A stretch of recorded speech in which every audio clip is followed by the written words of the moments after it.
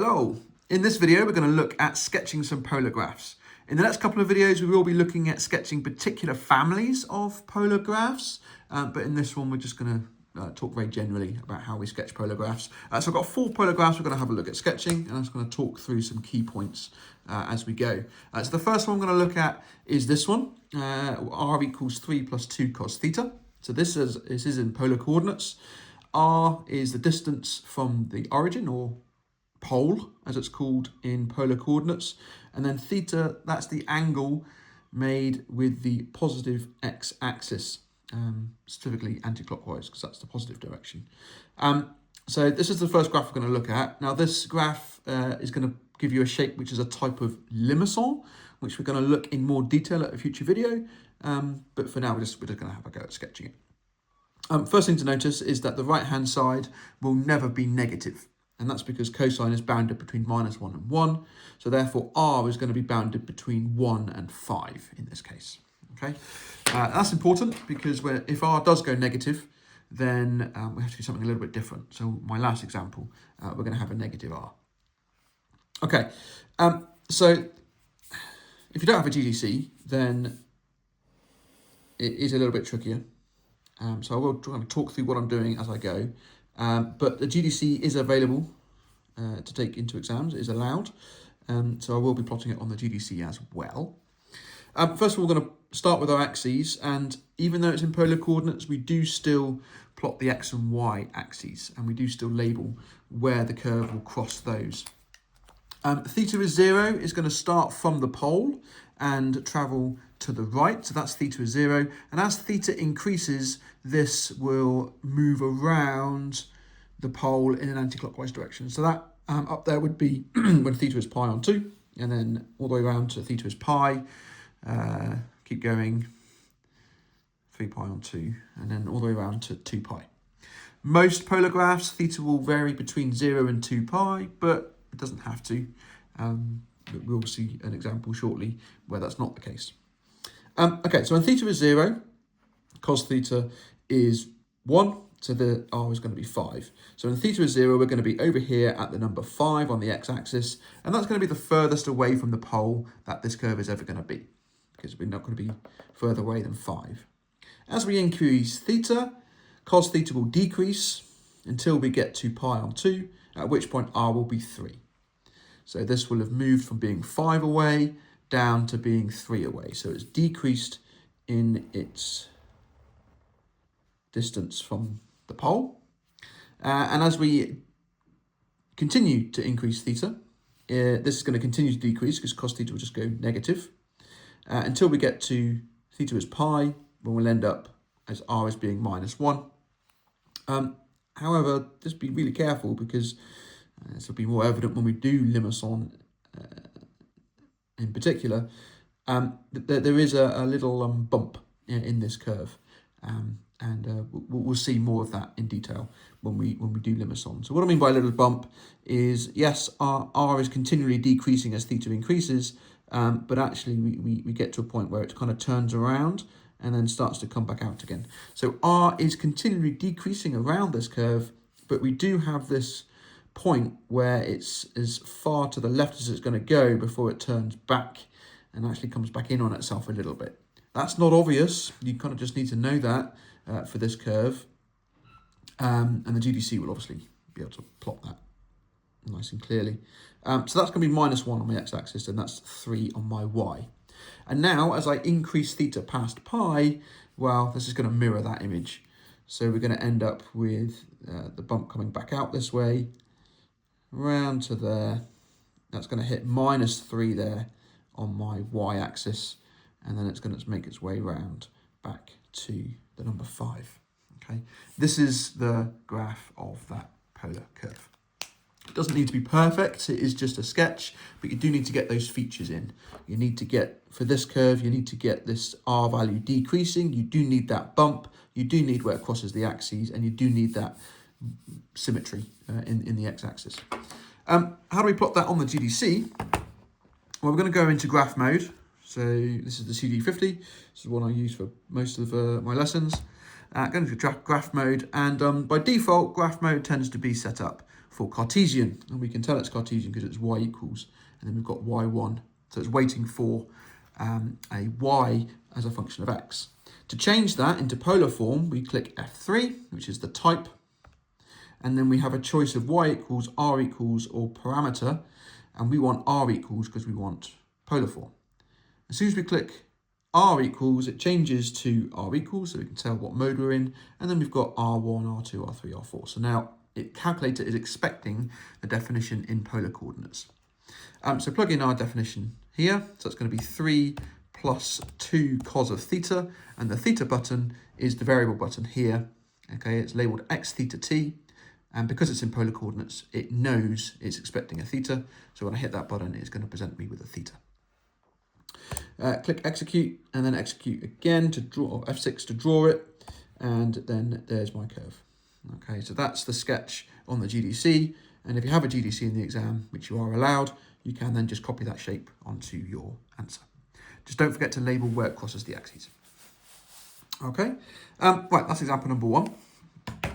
Example 2, this one's a little bit different because we are not bounded between 0 and 2 pi. In fact, we're going to go up as far as 6 pi. And that's because this is not a periodic function. This there's no sine or cos there. It's just r is equal to theta. So as theta increases, r will increase linearly. So it's going to get further and further and further away from the pole as we increase theta. Okay, you might already be able to guess as to what the shape is going to be. So there's my x-axis, there's my y-axis. Okay, so when theta is 0, so that's from the pole pointing to the right, it's going to have an r value of 0. And as I increase theta, r is going to increase. So when I get to pi on 2, I've spun around, the theta value is going to have increased to pi on 2. Keep going to pi, that's going to be over there. Then I've got 3 pi on 2 down there. And then I've got 2 pi there. And I want to go all the way up to 6 pi. So I'm just going to keep increasing this. And it's going to be quite hard to sketch it accurately. And I'm on line paper, so please don't judge too much. Again, it is just a sketch. It is the general shape we need. That's going around now to 4 pi. And then we need to go around one more time to get to 6 pi. It should be about there. Okay, so this has created a spiral. R equals theta creates a spiral. And just label where it crosses the axes. So 6 pi, 4 pi, and 2 pi. And then minus pi, minus 3 pi, and minus 5 pi. I should really label what crosses the vertical axis as well. It's not going to be quite as easy to do, but 3 pi on 2, sorry, minus 3 pi on 2, minus 5 pi on 2, and minus, that's minus 7 pi on 2, and that's minus 11 pi on 2. And then I've got pi on 2, 5 pi on 2, and 9 pi on 2. Okay, all right, so that'll be my sketch for that curve there. And again, if we jump into our graphing software on our calculators, then we can just plug in theta. So I'm going to delete that one and just hit theta. And I am going to change the V window so that we've got some, we can actually see the graph. So 6 pi, 6 times 3 is 18, so it's going to be a little bit more than that. So I'm going to go down as far as minus 20, up as far as 20. I'm going to do that in both the x and the y directions to try and see the whole of the spiral. And I also need to vary my theta value. At the moment, it's set between 0 and 2 pi, but I want to go as far as 6 pi. So that's going to be, if I change that to 6 pi, then it'll plot the whole thing. If I left that at 2 pi, it'll just go around the origin once. Okay, so I've set my values. That's enough. So if I execute that and then draw that, there's my spiral. Okay, perfect. So we can use that to sketch our graph. Okay. All right, example number 3. Again, this is an example where, with experience, you would recognize exactly what the shape is. It's not obvious at first sight, but with a little bit of algebra, as in a very little bit of algebra, it's really obvious that this is actually just a vertical line. So what I'm going to do with this one is I'm just going to show you that it's a vertical line first of all. And I'm going to say that r times the cosine of theta is equal to 2, because I can times the whole thing by cos theta. And we know that r cos theta is the definition of x. So the Cartesian equation of this line is x equals 2, which is the vertical line, x is 2. So when we come to draw a sketch of the graph, there's my x-axis, there's my y-axis, and I'll end up with a vertical line which crosses at 2. And there we go, that's the sketch. Come to the GDC, delete that one. It doesn't have sec as a function, so I need to do 1 divided by the cosine. And then I'm going to change my v window to go between 0 and 2. Sorry, 0 and let's do 4, so that my graph will be in the middle of my screen. And keep the y the same because it's a vertical line, so it doesn't actually matter. And sketch that. And there we go. Okay, so one vertical line drawn there. I did only vary theta from 0 to 6 pi in that. If I were to vary it further by changing the v window, then I would get it going all the way up to the top of the screen before it comes back in the bottom. Okay. All right, so that's that one. That was nice and straightforward. And then finally, I've got one more example, and I've included this one because it's going to include a negative r value. This is actually another type of limacon, which again, we will have a whole video dedicated to limacon in a couple of videos time. So do come back for that one. But this limacon is a looped limacon because r can go negative. And it's important that we have a look at when r is negative, because you do need to do something very specific, which the calculator does not do. So for this one, r is going to be between -1 and 3. So between -1 and 0, we're going to end up with negative r value. So yeah, let's have a look at this. I'm going to start by sketching this in exactly the same way as I sketched the limacon in question 1. Why? This time it's a sine function, not a cos function, but all that does is rotate the whole thing by 90 degrees, so it's still the same shape. This is going to be at its peak when theta is pi on 2. So it's going to cross the y-axis at pi on 2, and it's going to be symmetrical in the y-axis, and that's because sine theta is symmetrical about pi on 2. When theta is 0, sine is 0, so r is 1. So it's going to be about there-ish. So as I start from this point here, which is 1 on my axis, r is going to increase until it gets to 3 up there on my y-axis, and then it's going to decrease back down to 1. Well, r is 1, but it will be -1 on the axis. And then by the time we get to theta is, well, if sine theta is a half, then that is that 2 pi on 3? Off my head, I can't remember that very well. Either way, when we get to some value of theta, which I'll just mark this with a little solid line here, and then a value of theta there, that's the point where when sine theta is -1/2, we're going to end up with r is 0. So it's come all the way in and approached the pole at that point, and the same is going to happen the other side because it's symmetrical in the y-axis. But the question is, well, what happens between those two theta values? And between those two theta values, this is when r is going to be a negative number. So we should really be plotting down here, but because r is negative, it actually pushes it through the pole and it sticks out the other side. So instead of drawing in this kind of section for these theta values, it's actually going to end up drawing in this kind of section up here for those theta values. And because r is negative, the convention is we do it with a little dotted line or a dashed line.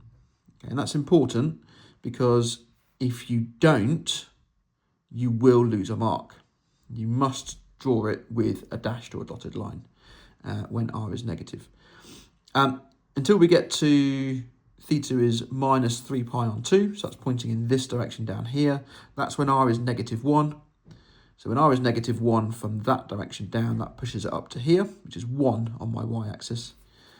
And then if I increase theta past that, so I'm now working in this section, then it's going to bring it back down the other way. And I end up with this shape. And it'll go around the origin like this, or around the curve in this direction as theta increases. So that's what the graph should look like. You don't necessarily need to put those two blue lines in there. I've just illustrated those two to illustrate at what points the theta values will go negative. But yeah, really important that we put the dash line in. And that is something that you definitely need to be really aware of, because in the calculator, it won't give you the dash line. So if I do 1 plus 2 sine theta, and change the v window to be between, let's go minus 3 to 3 in the x direction, and in the y direction, let's go minus 1 to 4, say. Theta, we only need to go as far as 2 pi. Oops. Okay, let's see what that draws. All right, so there's the shape. Notice that when r is negative, we've got this little inner loop here. The calculator has not drawn it as a dashed line. So you've got to be careful if a curve gets to the pole and goes through the pole, because it's likely that one of those sides will need to be a dashed line. Okay, if a curve goes nowhere near a pole, then you don't need to worry about dashing. But if it gets to the pole, then as it goes through the pole, it will transition from a solid line to a dashed line, and you have to make sure you dash it as you go round, and then it comes back out. Okay. So that's what that graph looks like. And that's absolutely fine for a sketch. It does look a bit kind of pointy, more pointy than it should be, but it doesn't matter as long as we've got the points where it crosses the axes, is coming in at the right angle to the pole, and we've got that dash bit for negative, then that's a good enough sketch for full credit. All right, so that's sketching polar graphs. Thanks very much for watching. Next video, we're going to be looking at rhodonias, which is a type of polar curve, and then we'll look at cardioids and limicon, which this is a limicon, so we'll delve into that in a bit more detail. Thanks very much for watching. As always, if you have any questions, drop them in the comments.